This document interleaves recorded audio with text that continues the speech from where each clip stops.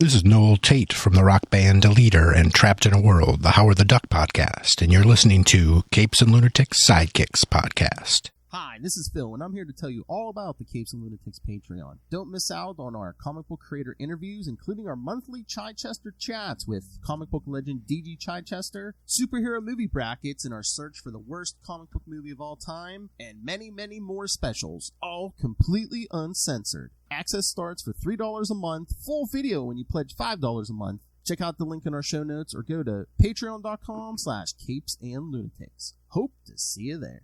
This is Luca Perich, host of a Totally Turtle sports and gaming YouTube channel, and you're listening to the Capes and Lunatics Podcast Network. All right, you sent it back 2 times already, kids. Who's ready for some weird and wacky ayahuasca justice? Oh, me, I am. That's right, kids. Welcome back to another episode of Unlimited Justice, your JLA, your JSA podcast. I am Phil. Joining me, as always, the queen bee herself. It is Buzz, Lilith Hellfire. I don't know about running the hive, but she sure gets those worker bees that give her the honey. Hey-oh. That's right, kids. We're talking World War III. Grant Morrison's last arc on JLA. The 4-issue miniseries from 2007. What? The 4-issue miniseries from 2007 featuring Black Adam. Wait, what? No? No! I'm just joking. That's the joke. Oh, jocularity, humor. I see. Oh, was there World War III from Black... I'm sure that World War III has popped up all over the place. Yeah, but... it's from 2007. Oh, really? Yeah, it's Keith Champagne and John Ostrander. And it's about Black Adam. It's kind of loosely based on what the movie was. Oh, yeah. Now I'm remembering. Okay. Just on a much smaller scale. Yeah. Much smaller scale. Yeah, wasn't that like part of like that 52 series or whatever? It was. I'm remembering. See, and that's the one yeah. Just had to kick me in the head a few times. Joke, jocularity. Yeah, no, kids. The World War III we're talking about is Grant Morrison's final arc on JLA from JLA 36 through, 41? 41? Yeah. So, yeah, it's titled World War III. So, shall we jump in, Lilith Hellfire? Let's dive right in. There's a lot of things to get through.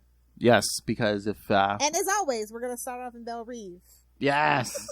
So, JLA 36 from December 1999, World War III Part 1, writer Grant Morrison, penciler Howard Porter, inker John Dell, colors Pat Gary, letterer Ken Lopez, and editors Dan Rasper and Tony Bedard.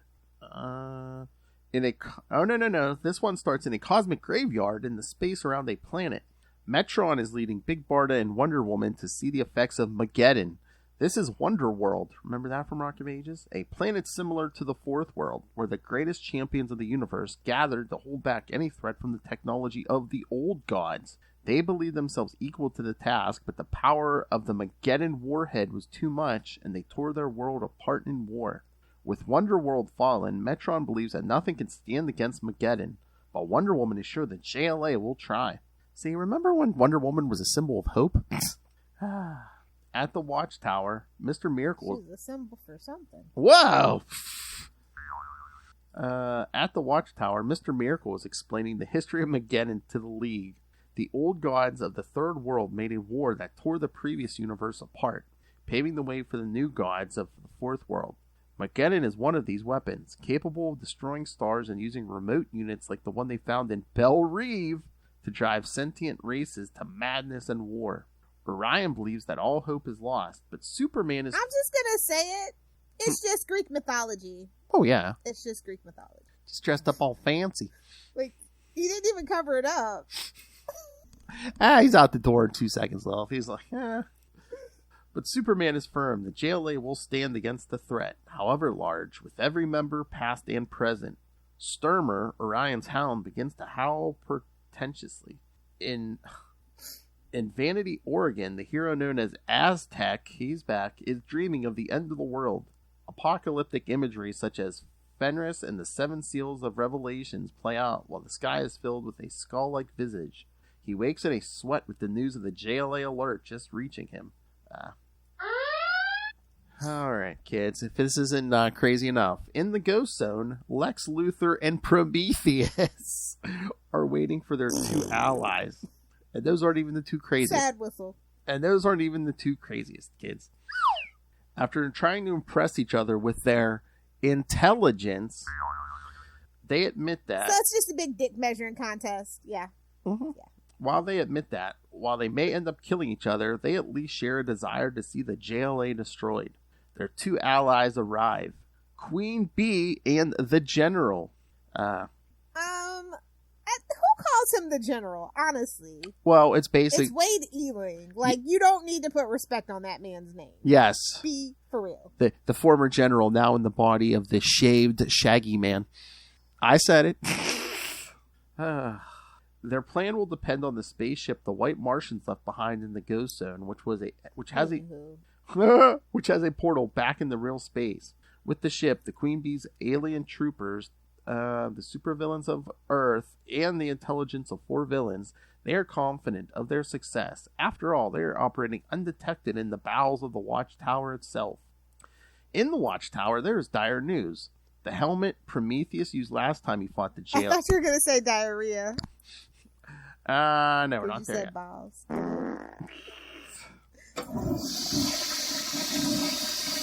At least it wasn't a dick joke, kids. The helmet Prometheus... Still technically potty humor. Yes, literally. The helmet Prometheus used last time he fought the JLA has been stolen. As Superman notes that, ever since the Reformed League, they have had no man's prophecy of a Warbringer hanging over them. Which, yes, we covered that story on Sector 214, the Green Lantern podcast. Scroll down. And also look for the link in your show notes. That's right. Batman believes they should concentrate on the threat of Prometheus, saying doomsday machines are more your forte, Superman. Burn! I'm too busy. Burn! Wow. Meanwhile, Oracle and Steel are working on the Watchtower circuitry. A series of... Talk about all hands on deck. Oh, deck. Okay. I said deck. A series of weird power fluctuations and computer glitches have given Oracle suspicions. Steel looks over the system and finds a mysterious drain in the dining room. Hail. Just as every view on every monitor in Oracle's array is replaced with a drawing of the word boo, Prometheus steps up behind her. As Steel raises the alarms... Prometheus. I have a CD player attached to my head. A CD-ROM attached to my head. It's interactive, too. It's interactive as $19.99 could give us, kids. As Steel raises the alarm, systems and alarms shut down all over the Watchtower. Queen Bee and the General walk through the White Martian portal into the dining room, shooting Green Lantern with a dart gun on the way through. While they do... No, Green Lantern. Hey, now. Yes, I know. I, of course, love Kyle Rayner. While they do, Lex Luthor sets off a number of bombs. On the JLA radio, he talks to Superman. Before Superman can tell him about Mageddon, however, the second set of bombs go off, gutting the Watchtower. And of course, kids, yes. Oh, that's what we could have named this podcast. What? JLA Radio. Why didn't we think of that? Yeah, maybe. I could tell. I'm pretty sure that was already taken, though. Yes. Telepathic uplink or something. I thought you were going to say gutted watch. Boom tubes and mother boxes. We were so close. I thought you were going to say gutted Watchtower. On the gutted Watchtower, the current state of DC Comics. No. All right. I mean... Yeah. All right. So thoughts on this, or shall we move to the next one? Let's just keep going, because it gets better, actually, if you can believe it. A general in the indestructible body of something that looked like Sasquatch until he shaved it. All right. JLA 37 from January 2000. World War III Part 2. Same team. You know, the one where they're attacked by killer bees from space? Yes. As the explosive decompression of the Watchtower is counteracted by automatic systems, Huntress's life is flashing before her eyes. She is close to death when she is rescued by Superman, who shares breath with her as he takes her back inside. Got the kiss of life from Superman. Unlike the Men of Florida. Nobody tell Lois. I know. Unlike the Men of Florida, get the kiss of death from Lilith. Maybe not the kiss of death. Maybe just a quick, swift kick in the ass. I don't know. Depends on my mood. As the villain's plan unfolds, Batman realizes something is wrong when Oracle goes offline. At her clock tower HQ, she's being taunted by Prometheus. Their conversation continues until he offers her a choice. Shut down her equipment and join him, and he can make her walk again. However, she refuses the offer. I bet. Hey-oh.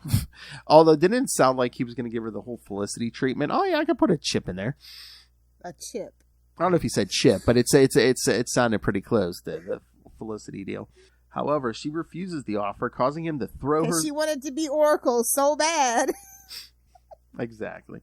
But the name was taken. I shall be known as Bitch with Wi-Fi. However, she refuses the offer, causing him to throw her through the clock face, lamenting that all his dates end this way. Lilith? Relatable. She damages his helmet in the exchange, and he wrecks her computers before teleporting out. Well, that escalated quickly. No relatable? Well, that escalated quickly. Cock-a-doodle-doo.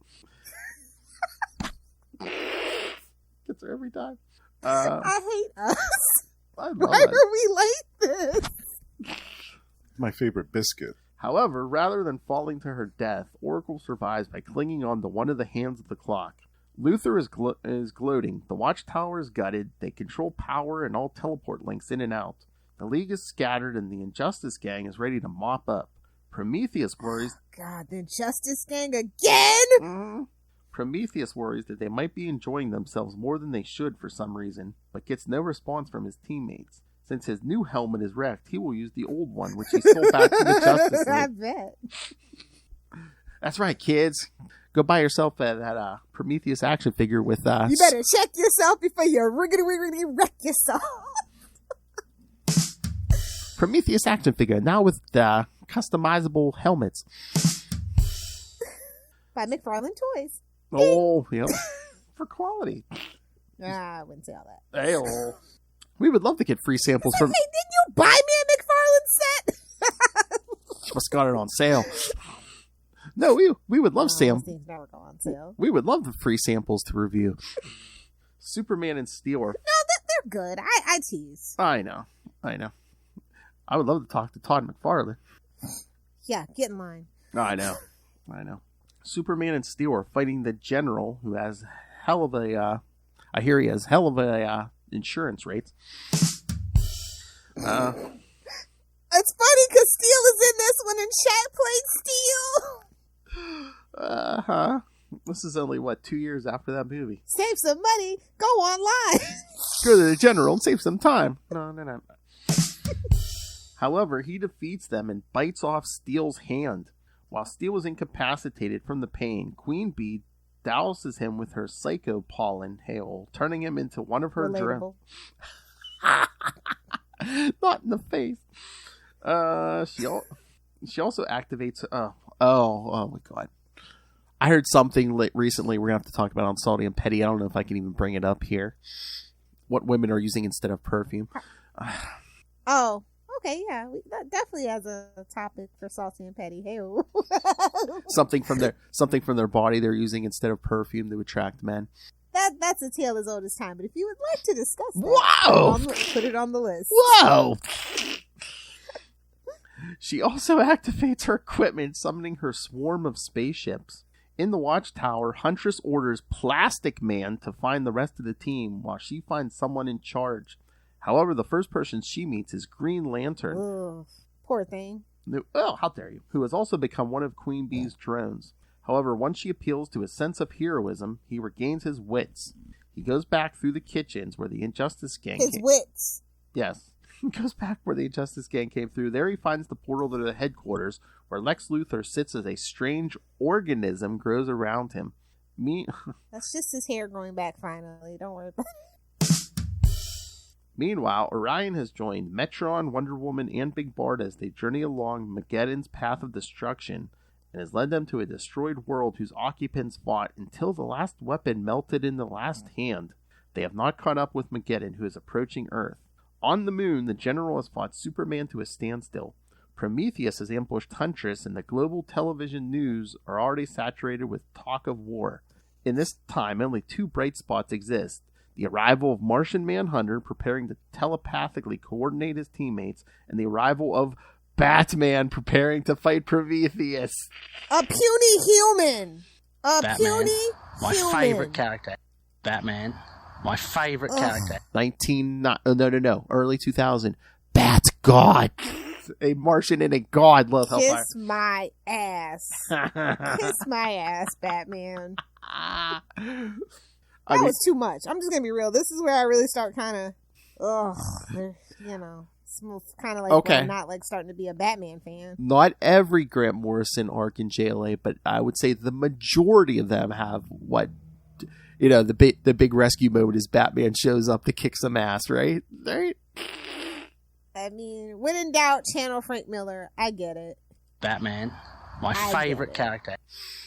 Oh my. It's so impressive. Like, honestly, he's the one that shouldn't even be on the Justice League, if we're being honest. I mean, yeah, he funds them, but we could always have, like in the cartoon, have Oliver Queen fund them.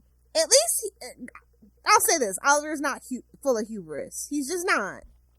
Once again, popularity. Yeah, I know. But he doesn't even do anything. Like, the more that I read, like, JLA, it's just like, why are you here? I mean, Nightwing did more than what Batman did when he was on the team. Yeah. Like, just, anyway. What this arc, he's going to smack a CD-ROM. Just pandering to Ray. Don't worry about it. He's about to smack a CD-ROM off this guy's head, Lilith. Come on. I mean, he loves to punch a sucker and a fool. Just ask any Green Lantern. See? Why can't you relate?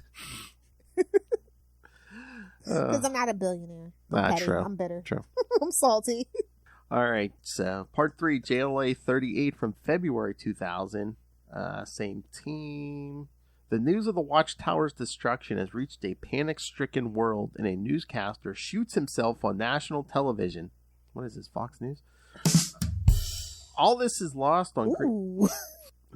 they're all abandoned in their orange Messiah.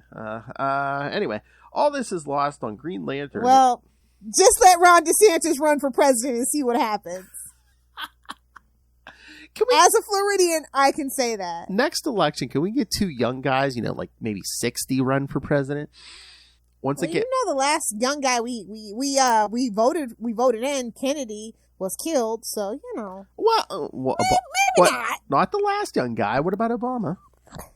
Kennedy was younger than Obama. Oh, was he? Okay, but I'm just saying compared to the rest, Obama was kind of young too. Yeah, but Obama was still pretty young too compared to the rest of them. Yeah. I mean, he could have lied about his age. He was black. You know how that goes. I don't know, man. I don't know. Those 2 terms, man. His hair went gray that pretty aged quick. Him. Those 8 years did age him. All this is lost on Green Lantern, who is just give it to Cory Booker already. Hey-oh! A2 level fire. Cory Booker can get it. And I think that drop will hold up. I honestly do. Hey-oh. All this is lost on Green Lantern, who has just discovered that Lex Luthor, the leader of the Injustice Gang, has been co-opted by one of Mageddon's telepathic remote senders. He has already found the way to telepathically prevent him from using his ring, since it regarded him as a threat. It tries to kill him, but Martian Manhunter telepathic link activates, and John arrives to shield him. In another part of the Watchtower, Prometheus is defeating Batman. Yeah, right. However, Batman planned for this. Prometheus's helmet was booby-trapped before it was put on display.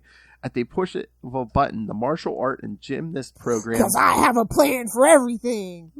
The martial art and gymnast programs in it are overwritten by the physical abilities of one man, Professor Stephen Hawking.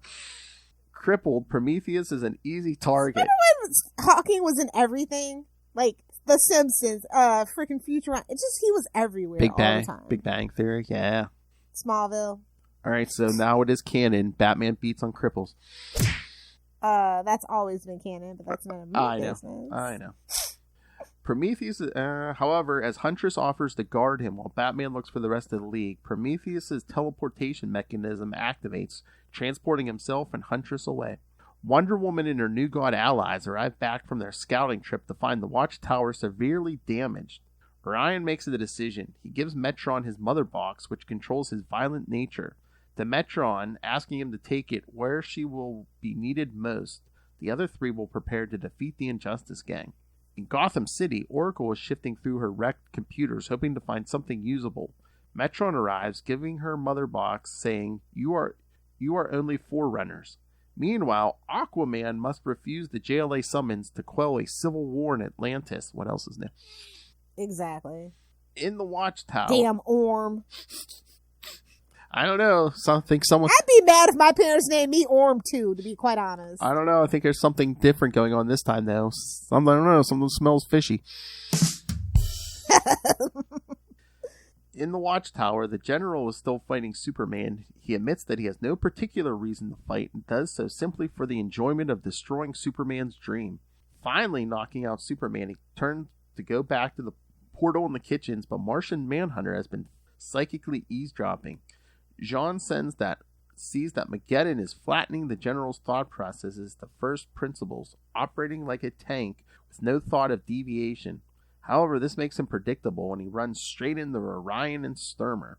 In New York, Queen Bee, her personal bodyguards, and the New York City, and the brainwashed inhabitants of Manhattan, what else is new, are working to turn the downtown into a giant hive complex. It looks grim for Wonder Woman. I mean, it was already that, but whatever. Yes, but now there's just bees there. It looks grim for Wonder Woman, Big Barda, and Plastic Man until Plastic Man tells them he used to hang out with the Red Bee, a no-hope hero who would talk out... What a deep cut. Richard Raleigh for the win, baby. Who would talk about bees for... It's always a guy named Richard, isn't it? Hell... Dick Raleigh? Oh, no! Oh, no, they got us again! They got us. I think Richard Rider I think whoever created Richard Rider needs to have a talk with Big Red Bee. That's all I'm saying. Whoever created Red Bee, they need to have a talk. And Dick Raleigh, that's the convention Lilith and Justin are starting next year. Brought to you by CapesandLunatics Podcast Network. Oh, God. That's right, kids. Bring the biscuits to the oven. Hell. Who would talk for hours on end, and he is therefore intentionally something of an expert on bees. After agreeing to follow him, the two heroines blend in with the crowd, getting close enough to ambush Queen Bee. Her hearing is less acute than a human, and she cannot see the low end of the visible spectrum. Steel sees them, but says nothing. Stymied by science! Science! In the Watchtower, Martian Manhunter, Zoriel, and the powerless Green Lantern are trying to reach out to Luthor in the Mageddon remote sender. Martian Manhunter telepathically battles the thing, but ultimately Green Lantern breaks through to him. As the remote sender dies, John briefly connects with Mageddon. It has arrived. There is still a bomb left in the Watchtower, so the group splits. Superman, Batman, and Martian Manhunter go to the Ghost Zone, where Prometheus and the General are, and Green Lantern takes Lex Luthor in Martian Manhunter's psi-responsive Martian spacecraft to the JLA embassy in North America, where heroes are gathering. Quietly, Zoriel goes to try and defuse the bomb. No one asks where he is until the Watchtower explodes. Because he's not important. Oh! No, he has a plan. In this issue, Zoriel quotes Luke 23:46. Okay. Oh, I know. The woman with the biblical name. And Waska hitting spiritually for old Grant. The woman with the biblical name's like, I know. All right, let's keep going. JLA number 39, March 2000, World War III, Part 4. I believe we got the same team. At the JLA embassy, the assembled heroes. Howard Porter. Hey, it was a Howard Porter week for us, wasn't it? No, Howard Mackey wrote those Spider-Man ones. Dang it, I was close. Speaking of ayahuasca, at they're all Howard the Ducks to me. Whoa! Jeez. That's right, Trapped in a World, proud member of the collective. At the JLA embassy, the assembled heroes have gathered and been met by Aztec. Mageddon is the prophesied dark god he was destined to fight, so he traveled in this. So we're gonna wrap up this character before this started the new millennium. So he traveled into space to find it. The encounter blinded him. Mageddon cannot be threatened or reasoned with. It exists simply to annihilate. See, told him he shouldn't. Shut up, Philip. What? I know. I'm not going to make any comments about you. I was just going to say, no. They warned Aztec if he did that too much, he'd go blind. In the face of this news, Warrior, that's right, kids. Lilith, you thought Cal Rayner was bad, but now we got Guy Gardner. Warrior demands they go out and defeat the supervillains Mageddon is influencing, but cooler heads prevail. The arrival of Green Lantern inspires a few people, but Warrior is still unconvinced, telling him to leave it to the professionals. You think he was jealous of Kyle? Oh, yeah. He's like, I'm just Warrior. Give me my ring back. However, Green Lantern responds by asking for volunteers to take the incoming swarm of the Queen Bee's space armada before they breach the atmosphere. In the Ghost Zone, the General is fighting off Superman, Orion, and Martian Manhunter. He plans to take the Martian spaceship back into normal space and then uses its nuclear capability to destroy the Earth. However, Orion activates the airlock and Sturmer pushes the General out, sacrificing himself in the process. Good riddance to the both of you. Oh, damn. Realizing that Orion's boom tube will let him teleport to anywhere in the universe, Superman comes up with a plan to teleport into Mageddon and attack him from the inside. Orion volunteers to come with... Orion volunteers come with him, but Batman and Martian Manhunter must stay to stop the Earth from going to war. Martian Manhunter wants to find another way, but Superman is adamant. They founded the League to save the world. This thing is coming, and there is no one to help besides them. At Prometheus' base, in the Crooked House... where is this, Florida? Got a little lean to it, huh? Where is this, Florida? Or New Jersey? Murcielago, what now?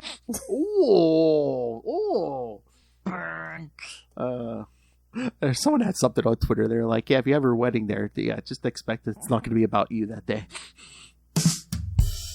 Huntress has been psyching herself up to kill Prometheus while he is unarmed and unable to fight back. However, Batman arrives with a ride home before she can, informing her that because she tried, she's off the team. Shut up! God, he's insufferable. No. You're off the team. You have to make it look like an accident. You just had to not save him. Yes. You don't kill him, but you don't save him. His boot was loose while you were dangling him off the roof. Hey-o. You know, one of those. Oh, good for you. He accidentally fell in the recycler or, hung himself out of the bat plane. He just jumped into that infinite void. You don't have to kill him. You could just push him out the door. He'll fall forever, Schrodinger's dead guy. He'll starve just falling, come on. In New York, the Air Force attempts a strike on Queen Bee's hive, but is no match for her minions' firepower. She considers herself triumphant, but then Steel reveals that he was never really under her control, smashing the machine which controls her. Smash it! Smashing the machine that controls her enslaved humans. Smash it! He signals Plastic Man, Wonder Woman, and Big Barda to attack with him in the confusion. However, Plastic Man is knocked out before he can tell anyone his plan. In Gotham City... Classic Plastic Man. Exactly. In Gotham City, Oracle has been reduced to a radio link. Her equipment is wrecked, but she has the Mother Box, and when it bonds with her mainframe, repairing and upgrading her equipment, she gains the power of digital telepathy, allowing her to connect with every superhero on the planet. Invigorated by the knowledge that they are not alone, the heroes must fight a war on two fronts, holding off the Queen Bee's armada while simultaneously fighting the armies of the world. Mageddon's effect is manifesting worldwide, sparking wars between nations. In the upper atmosphere, Green Lantern is using Martian Manhunter's psi-responsive spacecraft to help a few powerhouses take on incoming aliens. Buoyed by early success, he goes looking for Mageddon and gazes into eyes bigger than worlds. Distracted, he does not see the attack by the last enemy ship. And that's why you can't trust a Green Lantern to get the job done. They're all got too big of egos. How dare you? Even Jon Stewart suffers from it. I know. It's their Achilles heel because they're human. Kilowog does not suffer from it, and Chip definitely doesn't suffer from it. It's a human lantern trait. Just the way it is. All right. JLA number 40 from April 2000. World War III Part 5. The penultimate issue. Take a drink, future love. You just opened the door for yourself. Take a drink, I future always do. Hail. As Oracle reacts to the disappearance... Oh, maybe this was an April Fool's book. Oh, as Oracle reacts to the disappearance of Green Lantern's mind, shut up, Lilith. She has to keep a running account of the war for the heroes. Enemies of the United States now include China, Russia, Japan, and the EU.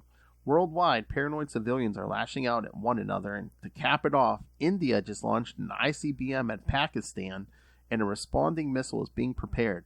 Things are looking dark until Batman... That's a little too close to home, considering North Korea just tried to blast one off not too long ago. Hey-oh! Until Batman and Martian Manhunter arrive. In Earth orbit, that's alright, we'll just send Dennis Rodman to talk to him. In Earth orbit, Green Lantern is cursing himself for dying in such a ridiculous fashion. However, he soon realizes he is not dead. He was plucked to safety at the last minute by Metron, who feels he is necessary for the survival of Earth. Plot armor demands it. It's fine. Green Lantern believes he cannot break through the lock Mageddon put on the ring, but Metron asks him, "Is that your will or Mageddon's?" Ooh, burn! It's like, you idiot. Returning to Earth at the JLA embassy, he is struck momentarily by the selflessness and heroism of his peers. When Warrior asks him to take a few-minute breather, he finds a quiet room and starts working on breaking Mageddon's lock. And he called him an amateur. How dare he? Exactly. He was like, leave it to the professionals. Well, look at you, idiot. On Venice Beach in Los Angeles, the Pacific Rim forces, a Canadian-Japanese alliance, are facing Young Justice, the Atom, and Stars and Stripe.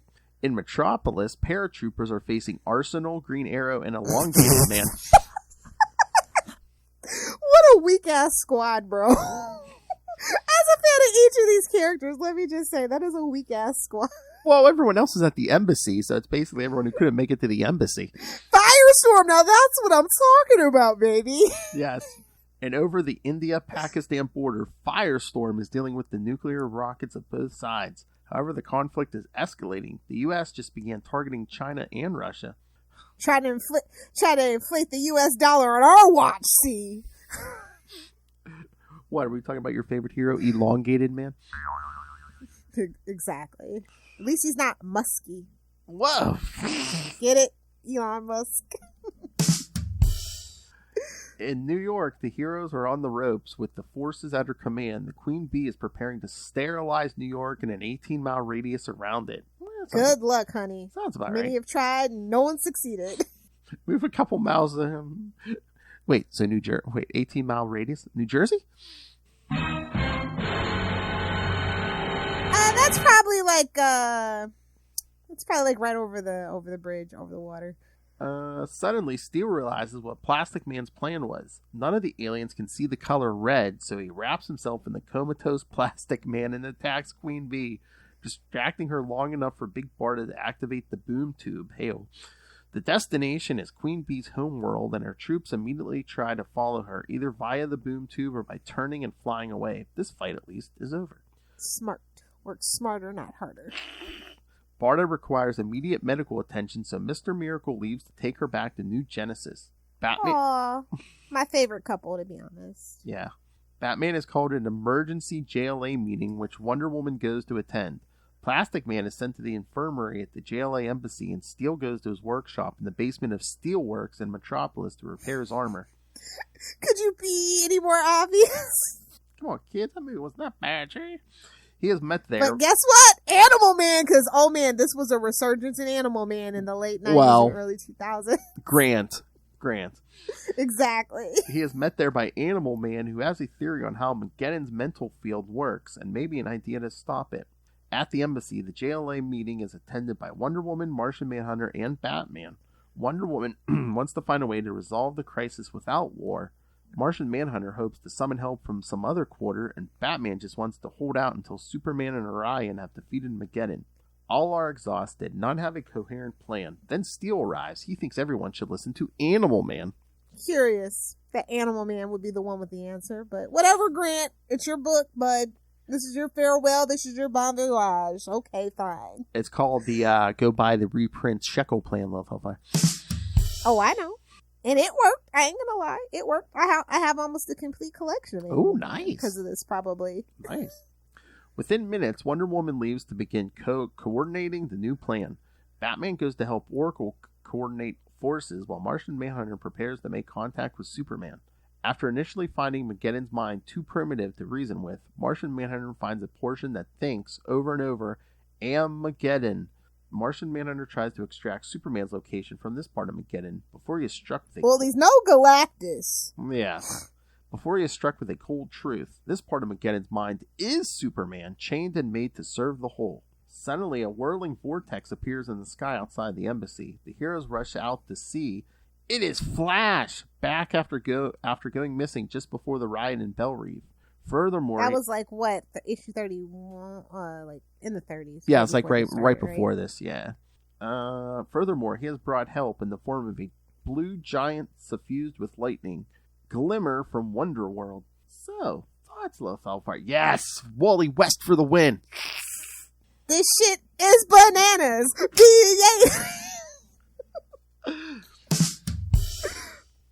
I just love we're giving Wally West the credit. At least Grant's giving Wally some good stuff. Wally's been doing this since he's been what, like Something 8? new. Yeah, come on. The greatest Flash of all time. Fight me, nerd. Suck it, Robbins. I said the greatest Flash of all time. Suck it, Roy Harper. Wally's the realized potential because they'll never let Dick take over for Bruce permanently, but Wally will always be a Flash. And Roy Harper just was like, no, I'm going to be my own thing. F you. You messed me up enough, man.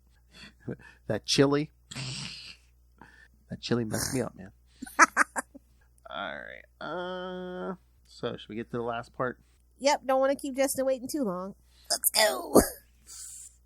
Alright, let's see. JLA 41. Yes, we're going to wrap this up in an oversized issue, kids. Grant Morrison's last on JLA. From May 2000. Yes, World War III, Part 6, Mageddon. Where's the arm? You beat me to it. That was right on the tip of my tongue. God, we are a hive mind. 24 hours ago, Zor-El died in the nuclear explosion which destroyed the Justice League Watchtower. He did so specifically to return to the Court of Lights and plead his case before the Presence Made Manifest. God. There, instead, he finds the assembled angels preparing their suggestions for a new universe. Zor-El was angry. I mean, to be honest, same. The year 2000, they had their chance, You're not even going to give them to 2001? Have you seen the internet? With her new digital telepathy, Oracle observes events around the world. Humanity is giving in to despair and war as men and women fight practically everywhere across the globe. She is adamant that the Justice League and the rest of the heroes must stand against Mageddon because she says, after us, there's nobody. At the embassy, the heroes are amazed by the giant the Flash brought with him. Named the Glimmer, he escaped the destruction of Wonderworld by running across time, looking for the point in cosmic history which had the best chance of stopping Mageddon dead. Earth. This news brings hope, but there is little of that inside the embassy. Martian Manhunter has been driven to depression by the news that Mageddon has turned Superman into a powerless drone. Batman attempts to snap him out of it and asks to be put in contact with Superman. Meanwhile, Green Lantern manages to crack the block Mageddon put on his power ring. At Easter Island in the South Pacific, Wonder Woman's heroes are arriving to build her idea. Animal Man explains that his animal abilities come from his power to tap into the morphogenic field, which around Earth influences and is influenced by all living things. Yeah, definitely. Smoke the doobie. Morphogenic field. Oh, God. His powers let him realize that Mageddon is simply stimulating the reptilian hindbrain which humans inherited from their lizard ancestors. I think Lilith does that with energy drinks. Pretty sure, yeah. Monster, please sponsor us. Please.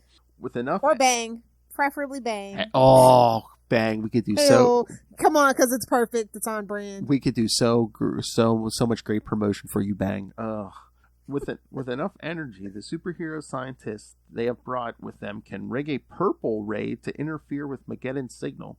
To give the world a fighting chance, however, they will need help, and for this they need the second function of their rig, to briefly retune the human morphogenic field to a superhuman setting.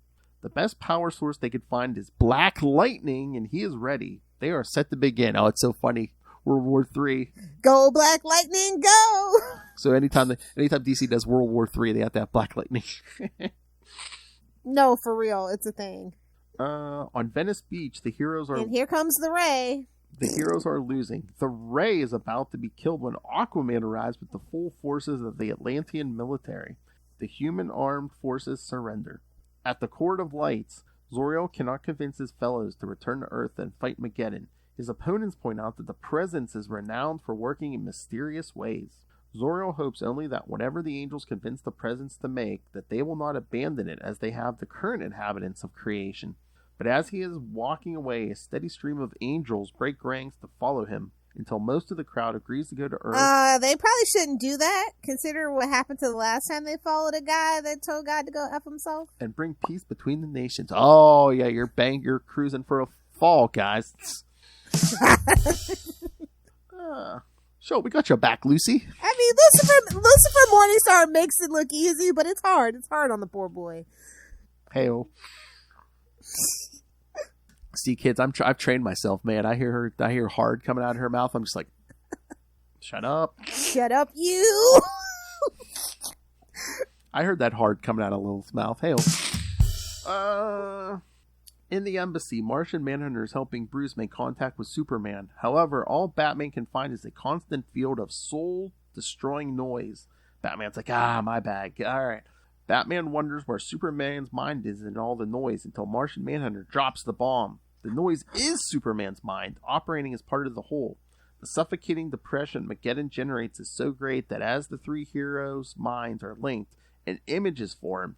The young Bruce Wayne, cowering as a monstrous gunman, kills Krypton and Mars. So many floating heads of guilt. Damn it, Bruce! This was a terrible idea!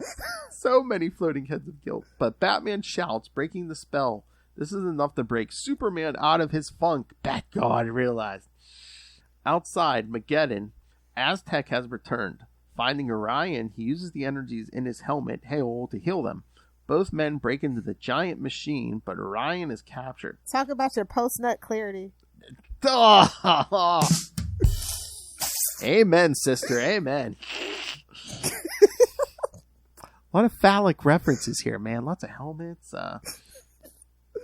Healing energies. I'm just saying. Oh, yeah. Slow down. We need this for drops. Aztec does better. He lands next to Superman. He points out that the dreaded Tezcatlipoca, the dark god of his ancestral mythology, is now manifest around him, and it's just an old computer strapped to a bomb. However, a computer. However, his people designed a weapon against it. Spam blocker.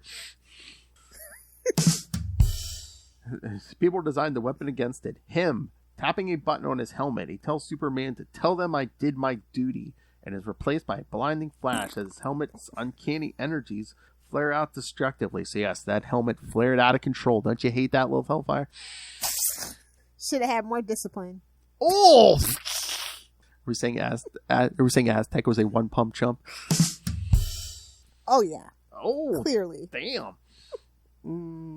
Yeah, guys, you want a second date, man. Make sure she unleashes that energy, that fourth dimensional energy first, kids. Okay?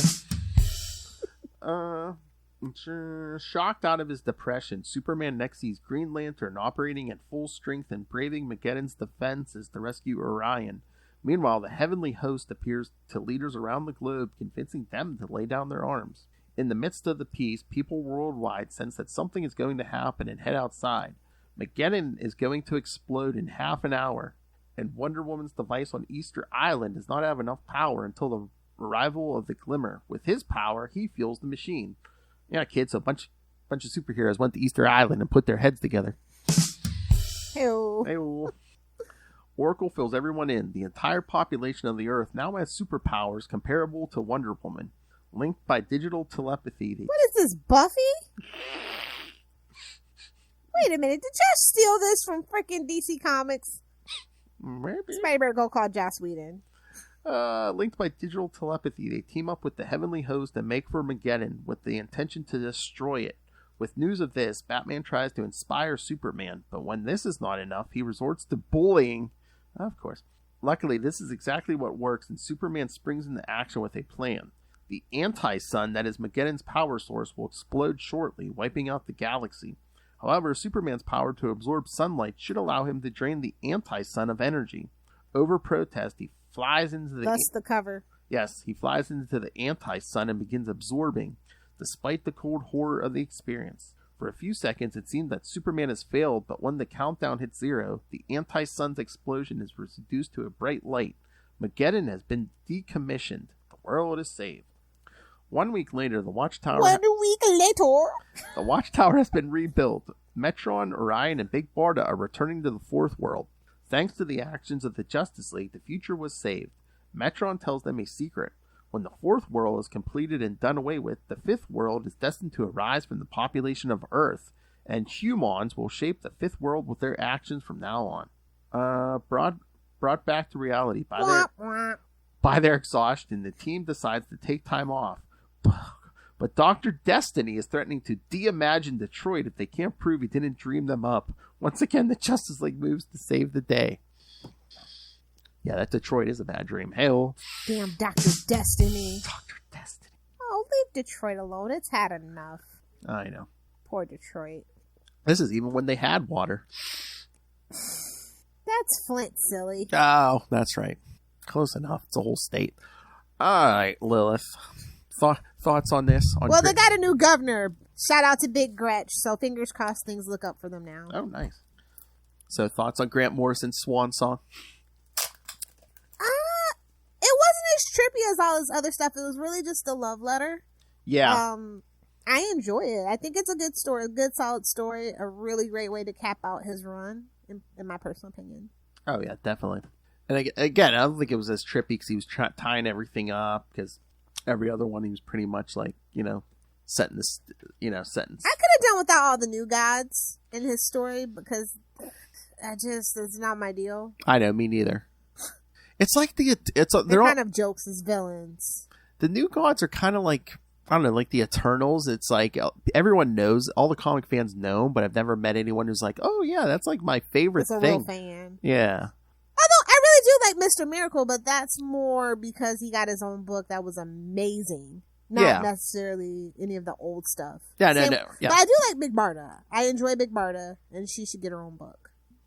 Well, once again, yeah, I mean, what was that? 80s, 90s? That was JMD Mateus. She needs the Mr. Miracle. Yeah, exactly. All right. So on that note, give the kids the homework. Oh. I was going to say, real quickly, did you want to talk the new Golden Age? Oh, yeah, sure. Absolutely. Bravo. Hats off, chef's kiss. I enjoyed it so much. So it was so refreshing. Are we bringing Helena Wayne? I feel like, yeah, the answer is yes.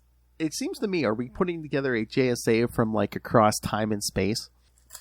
Yeah, like all the most popular, valuable properties. Clearly, yes. Yep. That don't have like a counterpart on regular Earth. Yes. Prime. So yeah, which will be an interesting take. Yeah, I think it's a good choice. Honestly, shake up things a little bit. Because there was a few things this week, but I definitely wanted to mention the new Golden Age #1, which you should pick up, kids. So anything else? Nope. Give the kids the homework. All right. So yes, kids, remember there's only 4 episodes of Unlimited Justice left. We're gonna close out the year, and then yes, Salty and Petty will take the place of Unlimited Justice in 2023. And kids, again, out of the ashes, you're not ready. Hell, Lilith is coming up here live in person to strategize. You guys are not ready. All right, so yes, next week we'll be talking Reckless Youth, the first appearance of Bart Allen Impulse from The Flash 92 through 94. And then in 2 weeks, we'll be talking Dead Heat from The Flash 108 through 111 and Impulse 10 and 11. And then after that, our penultimate episode will be us talking about all things Bendis at DC. So, that's going to be interesting. No, I'm going to say Get your popcorn ready, kids. And how do we end this podcast? That's right, kids. It's the 30th anniversary. We're going to cover The Death of Superman for episode 50, our final episode. So everybody's like, you didn't do 52. Boo! We couldn't wait to put Salty and Petty on the air. We're sorry. And again, it would have been weird because, if we did that, 52 would have been the first week of January. So me and Lilith's ADHD went. Exactly. All right, kids. So yes, send your thoughts on the rest of the year. Email us, CapesandLunatics@gmail.com, or call the voicemail 614-382-2737. That's 614-38-CAPES. And remember, you can find Unlimited Justice on Facebook, on Twitter. Find links to all the various social medias and all the Facebook fan groups and everything we do. All the social stuff.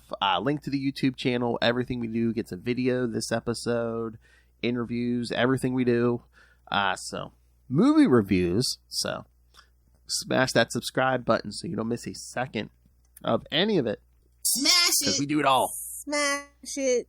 And again, the Patreon, because once again, we're funding this thing ourselves. Every little bit helps, but $3 to $5 gets you early access to creator interviews, including the monthly Chichester chats. I got the good mic out for you guys. And since we're on a DC podcast, yes, the next episode we'll be talking some milestone with Mr. D.D. Chichester. Blood Syndicate 31 and 32. So you'll probably hear that here on this feed for once. So go check that out. And of course, superhero movie brackets. We will find the worst superhero movie of all time pretty damn soon. So yes, we're crowning the winner pretty soon. So yes, so subscribe, catch up on all our past episodes, and be prepared for the series finale. And then in 2023, you can vote on what we talk about. Hey, we even said some of our podcasts we don't do anymore. If you want to hear more of that, vote for that. If you want to hear more Unlimited Justice, vote on it. Lilith and I can do completely uncensored episodes on Patreon. Wade's World, what was that comic Capers? Comic book roundup. Oh, Comic Capers. Yeah. Either way. If you want me and the boys to do some Newcastle Crew, yes. Hell, we've done many Arrowverse shows. We could do that.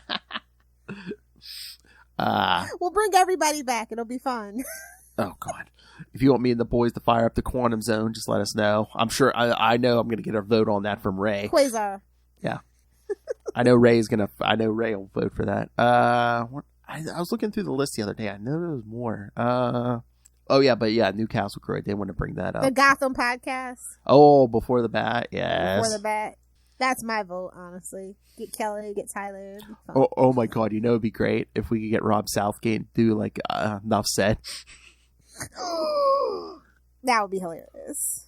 Heck yeah. All right. So yeah. So see what kind of stuff you're gonna get on the Patreon. So subscribe now. Oh, but for funsies, it's just Rob and Charlie. Oh, see who comes out alive. Yes. That's the cage match. Don't even tell Rob we're not gonna show up. Just him and Charlie. I'll let him in. I'll be like, oh, gotta go. Bye. Oh, see, kids, you would pay anything for that, wouldn't you? All right, so pick yourself up. So Capes and Lunatics Sidekicks merch, or Lilith's favorite, just rain random money on us by using that Cash App link. Make it rain. So find it all at Linktree, linktr.ee/Capes and Lunatics. And here's a preview of that Enough Said with Rob and Charlie. Nice mustache, Charlie. All right, Lilith Hellfire. The evil weapon that'll destroy them all. Lilith Hellfire, where can people find you? If you want to talk mother boxes and boom tubes, find me on TikTok at Lilith Hellfire 69, where you can find me making all of the comments and maybe some of the content. Looking forward to 2023 and what that brings. Come check me out. Either do the 6 or do the 9. Come on, get your head out of your butt, buddy. Let me get a ride on your alligator back, bro. Very hard, very tempting. What was the theme of tonight's story, kids? Power of the penis. Ah. Somebody was trying to sneak it in. Somebody's muffins getting Be gentle with the package. No. That's the moral of the story. Be gentle with your package or it'll blow your eyes out. Hey-oh! Good for that release. I can't wait to blow his mind. Get inside of the Luther. Anyway. Thank you for joining us again. Next 2 weeks, we're going to do some Flash and Impulse. And then in 3 weeks, Bendis. And then we close the whole damn shop down with Death of Superman for episode 50. That mother of all cash grabs. You're not ready. Literally the mother. I think they all spun out of that one. Yeah. DC, Marvel, they're all like, we got to do Death of Superman. All right, kids. Come back next time. And remember, come get yourself some justice. Unlimited justice. Outrageous. Hi, I'm Russell. And I'm Justin. And we're from the Hold up. Listen up, you nerds. Tired of being a little goody two-shoes? Had enough of always talking about acts of courage and heroism? Well, you have come to the right place, I guess. Tomes of Evil is the comic book supervillain podcast, where every month we do a deep dive on a different comic book supervillain, as well as multiple sub-series on some of the most iconic foes of all time, including Darkseid, Doctor Doom, Scarecrow, and... Named Hobgoblin, and you're right on time for your funeral. I better be getting paid for this. So what are you guys waiting for? Bring on the bad guys. Tomes of Evil, a comic book villain podcast.